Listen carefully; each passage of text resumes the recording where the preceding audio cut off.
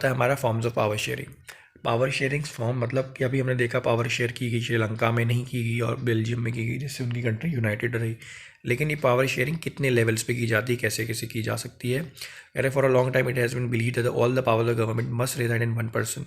जैसे आपने देखा पहले जो मॉनेटरी जो सिस्टम होता था, जहाँ पे एक राजा होता था, उसी के पास सारी पावर होती थी। तो ये पहला ऐसा समझा जाता था कि एक ही लोग व्यक्ति के पास पावर होनी बहुत ज़रूरी है, वही सारे देश को, अपने समाज को चला सकता है। But these notion have change with the emergence of democracy. जैसे जैसे डेमोक्रेसी आती चली गई पूरी दुनिया में, वैसे वैसे ये प्रिंसिपल भी चेंज होता चला गया। अब जो बेसिक प्रिंसिपल होता है डेमोक्रेसी का, कि जो पावर है, पॉलिटिकल पावर है, वो किसी एक व्यक्ति में नहीं, वो सभी के पास है। डेमोक्रेसी में जो लोगों का राज है वही मान्य होता है, जिसको हम सेल्फ गवर्नमेंट भी कहते हैं। Now in good democratic government due respect is given to diverse group and views that exist in society. आप कह रहे हैं कि क्योंकि डेमोक्रेसी है, सभी के व्यूज़ आपको मानने पड़ेंगे, तो लोग कोई एक जैसे तो रहते नहीं। हर एक व्यक्ति, चाहे वो किसी भी रिलीजन का, कास्ट का, लैंग्वेज बोलने वाला हो, हर व्यक्ति के पास अपनी खुद की एक समझ होती है और अपनी खुद का ओपिनियन होता है कैसे उसकी कंट्री को गवर्न किया जाना है। Every one has a voice in the shaping the public policy. Therefore it follows that in a democracy political power should be distributed among the main citizen as possible। कैसे किया जाना चाहिए, उन्होंने बता रहे हैं कि कुछ पॉइंट्स दे हैं जो कि जैसे आप पावर शेयर कर सकते हो। पहला कि power share is among different organs of the government. Different organ of the government का क्या मतलब है? जैसे आपने पढ़ा हो पहले भी, शायद 9th क्लास में भी, कि जो levels of government, forms of government होती है, तो 3 लेवल या 3 ऑर्गन्स होते हैं गवर्नमेंट के: लेजिस्लेचर, एग्जीक्यूटिव और judiciary.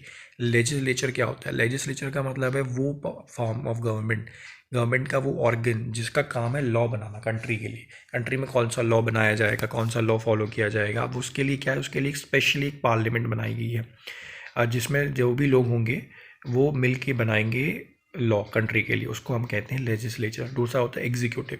What is executive? Executive होता है जो भी लॉ बनाया गया है उसको एनफोर्स करना। एनफोर्स करने का मतलब उसको लोगों पे लागू करना। मतलब आपने लॉ तो बना दिया, लेकिन अगर लोगों तक वो पहुंचेगा ही नहीं लॉ, लोग कैसे उसको फॉलो कर पाएंगे? तो वो उसके लिए क्या रूल्स होने चाहिए, कौन कौन लोग होना चाहिए, वो सारा काम एग्जीक्यूशन का होता है, एग्जीक्यूटिव के अंदर में आता है। फिर होता है आपका जुडिशरी। जुडिशरी आप समझते हैं कि जो भी लॉ बनाया गया कंट्री में उसको फॉलो किया जाना चाहिए। अगर वो कोई भी लॉ फॉलो नहीं किया जाता है किसी भी व्यक्ति द्वारा, तो गवर्नमेंट उसके ऊपर कार्रवाई करती है। जुडिशरी में उसको मौका होता है अपने आप को रिप्रेजेंट करने का।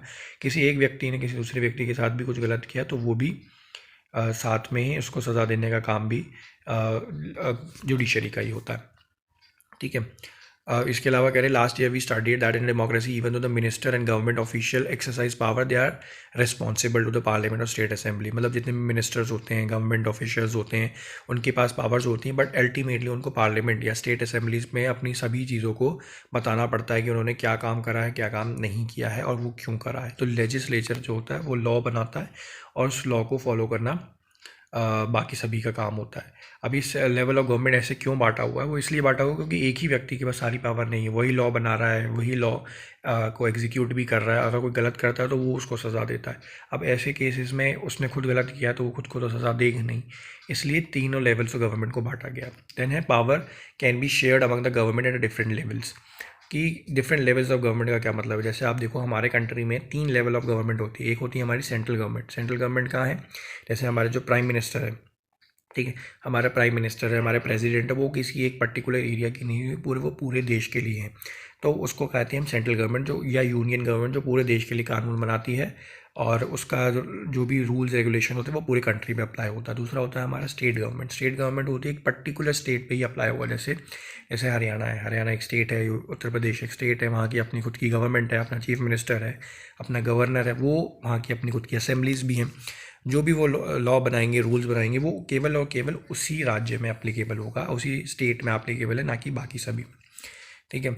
और तो तीसरा लेवल ऑफ गवर्नमेंट हमारे यहाँ होता है, वो होता है हमारा पंचायती राज या म्यूनिसिपैलिटी। जो आपने देखा होगा म्यूनिसिपैलिटी के इलेक्शंस होते हैं, पंचायत के इलेक्शंस होते हैं, वो होता है एक पर्टिकुलर गांव के लिए या किसी सिटी के लिए, जो वहाँ पे अप्लाई किया जाता है। ठीक है। But in those country like our where there are different level of government, constitution clearly lays down the power. अब ये जो चीज़ें हैं ना, ये बस बोलने की नहीं है कि हाँ जी होना चाहिए या यह है लेवल ऑफ गवर्नमेंट। ये गारंटी होनी चाहिए। वो गारंटी कब होगी? गारंटी तब होगी जब ये सब चीज़ें कॉन्स्टिट्यूशन में लिखी होंगी। तो इंडिया के कॉन्स्टिट्यूशन में तो ये सब चीज़ें लिखी हुई हैं, इसलिए ये गारंटेड है कि स्टेट गवर्नमेंट भी होगी, सेंट्रल गवर्नमेंट भी होगी और पंचायत म्यूनिसिपैलिटीज़ भी होगी। इसको कहा जाता है फेडरल डिवीजन ऑफ पावर या federal level of government. The same principle can be extended to the level of government lower than the state, जो कि मैंने आपको बताया। लेकिन बेल्जियम में इस तरीके की चीज़ें की गई थी, जैसे आपने देखा वहाँ पे स्टेट गवर्नमेंट भी थी, सेंट्रल गवर्नमेंट, लेकिन श्रीलंका में इस तरीके की चीज़ें नहीं की गई। फिर आता है तीसरी, power among different social groups. Different social groups क्या होते हैं? जैसे हमने बेल्जियम में देखा, उन्होंने एक कम्युनिटी गवर्नमेंट अपनी बनाई। कम्युनिटी गवर्नमेंट क्या होती है? कम्युनिटी गवर्नमेंट की हर एक कम्युनिटी के लिए एक गवर्नमेंट है। वो कम्युनिटी के लोग जो भी चीज़ें बनाएंगे, जो भी लॉ बनाएंगे अपनी कम्युनिटी के लिए, उनके लैंग्वेज से रिलेटेड, उनके रिलीजन से रिलेटेड, वो उसके कम्युनिटी के लोगों को माननी पड़ेगी। तो ये सही है, हर गवर्नमेंट हर कम्युनिटी अपनी खुद की इस तरीके की गवर्नमेंट बनाती है और वो अपने लोगों के लिए रूल्स रेगुलेशन बना सकती है। ये केवल और केवल उनकी कुछ ही चीज़ों से रिलेटेड है। मतलब कि ऐसा नहीं कि वो उनके लिए कैसे कॉन्ट्रैक्ट करना है ये भी बनाएगा, क्या पढ़ाई होना चाहिए वो भी बनाएगा, ये सब चीज़ें नहीं।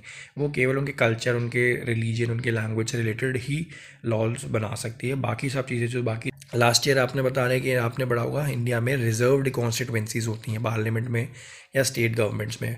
वो हमने क्यों करा हुआ? जैसे हमारे यहाँ भी कई लेवल ऑफ कम्युनिटीज़ पाई जाती हैं, देखो ST SC कम्युनिटीज़ हम कहते हैं या बैकवर्ड कम्युनिटीज़ हम कहते हैं। उनके लिए गवर्नमेंट ने स्पेशल प्रावधान रखा हुआ है कि एक पर्टिकुलर एरिया के लोग ही वहाँ पे बहुत ज़्यादा रहते हैं, बट क्योंकि वो वहाँ पे डोमिनेंट नहीं है या वो इतने ज़्यादा रिच नहीं है, इसलिए वो कभी पार्लियामेंट में आ नहीं पाते। तो गवर्नमेंट ने उनके लिए रिजर्व्ड कॉन्स्टिट्यूंसीज बनाई हुई कि केवल उसी कम्युनिटी के लोग वहाँ से इलेक्शन लड़ सकते हैं।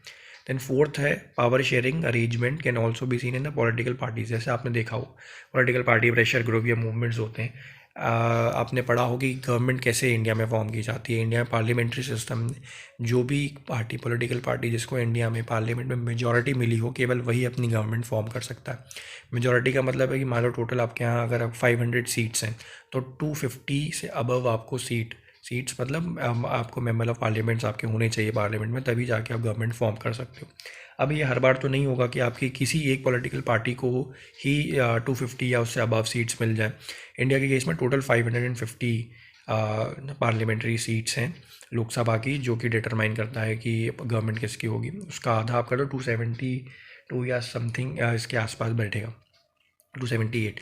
अब कोई पॉलिटिकल पार्टी किसी समय अगर उसको इतने सारे वोट या इतनी सारी सीट्स नहीं मिल पाती तो वो अकेले गवर्नमेंट तो फॉर्म नहीं कर सकती। उसको गवर्नमेंट फॉर्म करने के लिए बाकी लोगों की मदद मिलेगी। वो बाकी लोग कौन होंगे? वो बाकी पॉलिटिकल पार्टीज़ होंगी। जैसे मान लेते हैं अब किसी इलेक्शन होता है हमारी कंट्री में, किसी एक पॉलिटिकल पार्टी को 200 सीट्स मिली, किसी को 50 मिली, किसी को 100 मिली। अब आपको मालूम है मेजॉरिटी मार्क क्लियर करने के लिए अराउंड 280 के करीबन सीट्स चाहिए। अब किसी एक पॉलिटिकल पार्टी को तो मिला नहीं, तो उसको किसी दूसरे पॉलिटिकल पार्टी के साथ क्या करना पड़ेगा, जिसको हम हिंदी में कहते हैं गठबंधन करना पड़ेगा या कोलैब करना पड़ेगा। उसको हम कहते हैं coalition government.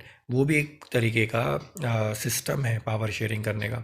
In the long run power is shared among different political parties that represent the different social ideologies और ग्रुप्स। अब अलग अलग पॉलिटिकल पार्टीज़ क्यों बनी हुई है? इसीलिए बनी क्योंकि हर किसी का अपना अलग विचार है, अपने अपने अलग ओपिनियंस है, अलग काम करने का तरीका है। वो सब चीज़ें अपने पॉलिटिकल पार्टीज़ के ज़रिए वो लोग एक्सप्लेन करते हैं।